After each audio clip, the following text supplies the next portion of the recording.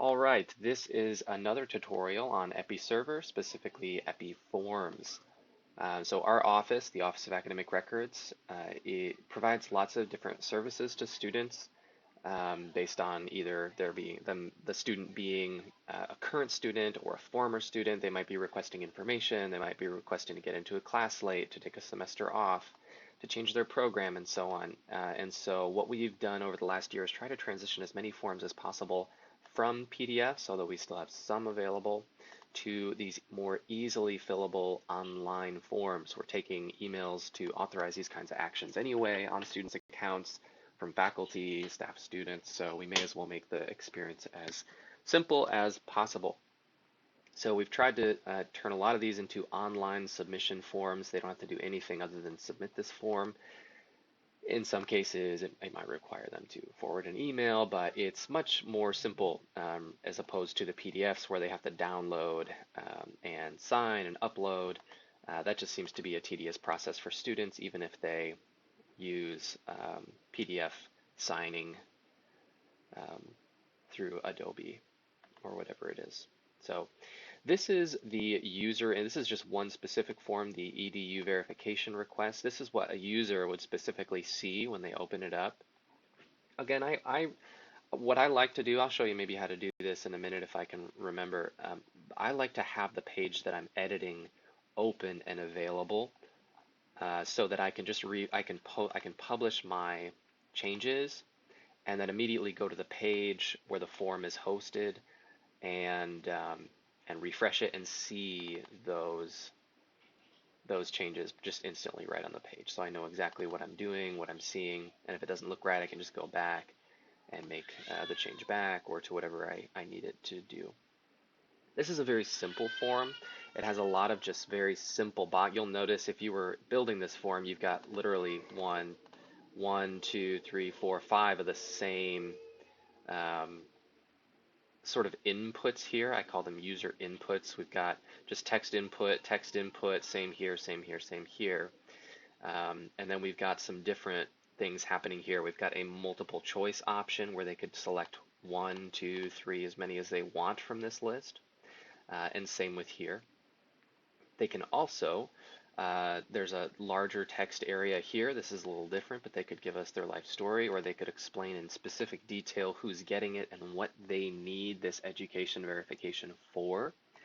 They could also upload, as is maybe common, an Alaska education verification form. Somebody getting the money from their home state, Alaska, might upload the document they want us to fill out. So they can actually do that here by clicking there and selecting the file that they want. Okay, and then they have the destination. So if we're going to be mailing it out, we need the physical address. If they just want us to email it to them, they should provide that.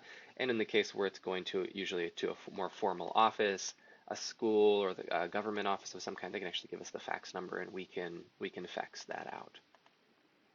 We also have this signature here.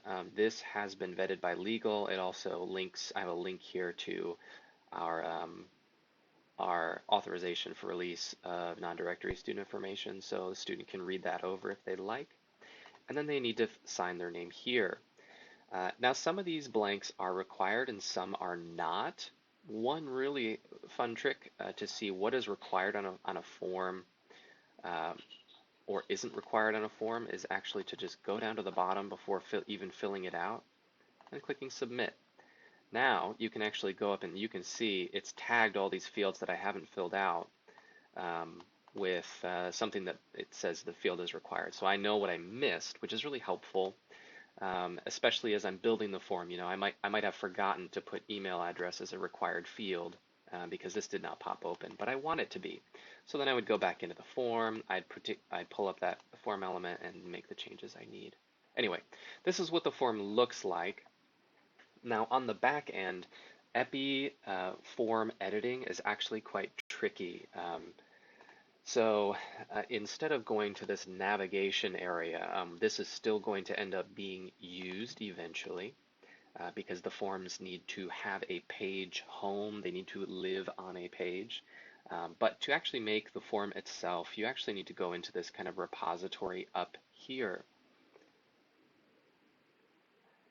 So you'll want to click the File folder, and you will want to find the academic records area. You'll notice the navigation is a little bit different than over here. There was tons of content over here, tons of pages on the navigation area, and these all open up. This is a little different. You can't open all of these up. Not a lot of them even have forms. For us, what you'd want to do, if this is your first time going in, is you would want to click on Portal Forms. And then this automatically pops open, but if it's not, you would want to click Portal Forms, portal.moody.edu, and then depending on your screen size, this kind of gets smushed, but the academic records area is where you'll want to go. I think we probably have more forms in academic records than most offices. We have lots of stuff going on here. These are not all, these don't all work. Some of these are old. Some of them broke with a recent upgrade, and some of them were maybe unnecessary. As we learned, we realized we didn't need to create two of the same form. I'll run over some of that stuff in a later video. Anyway, this is the specific verification request that I'm filling out right on this page. So if I go ahead and just click on this, actually I'm already on the form here. So you'll notice it looks a little bit like page editing. It's got this kind of gray area here. But you'll notice there's no URL, there's no display in navigation or exclude search results. Again, that's because a form does not have a URL. A form is just a form. The only place it lives is right here, unless you take it and put it onto a page. I'll run through that really quick. Some of these forms do not live on pages, but you'll notice, I think I showed this in one of the previous videos, but these pages all have a single form on them. In this case, I'm editing the education verification request. You'll notice for some of these other pages, I've got a lot of content in this little HTML content area. For this page, I don't have anything. That's because my content is being populated on this page by the form itself.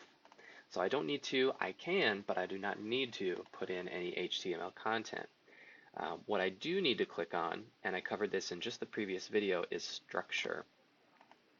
So the structure of the page, again, each page has different sort of bits and pieces to it. You have the master top content area. I don't usually mess with that. The top first, the top second, the main top center, middle right, top right, bottom left, bottom center, and bottom right. You'll notice there's not a top left. I don't know why that is, other than it's usually it's the navigation. So I don't think you have the option to put anything else there than the page sort of navigation area. Okay, this, as you may obviously see, is my form. If I wanted to, I could remove the form from the page. I could publish, and when I refresh this page, my form is gone. I got nothing on my page. But when you're first doing this, you'll always want to make sure you're on your page.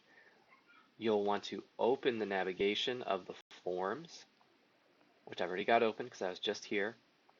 And then I want to take my form and I will want to drop it in the main top center content area. Once I do that, again, it detects that I made a change. It says, hey, you made a change. Do you want to publish it? I went ahead and clicked publish. So now I go back to my page that has nothing on it. I've put the form in the main top center content area, and my education verification form is back up and running and visible to students. There are 3 ways to deactivate a form, which I will cover in a later video, but just to summarize them now, you can use the expiration functionality. You can manage expiration on a page.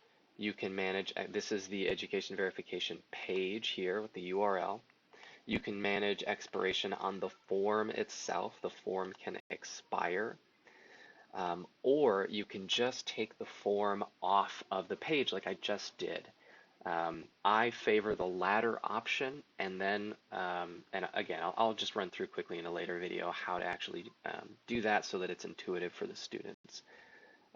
Okay, that is how you get a form onto a page. Now to move forward with the content of the actual form, the meat of the form, see the next video.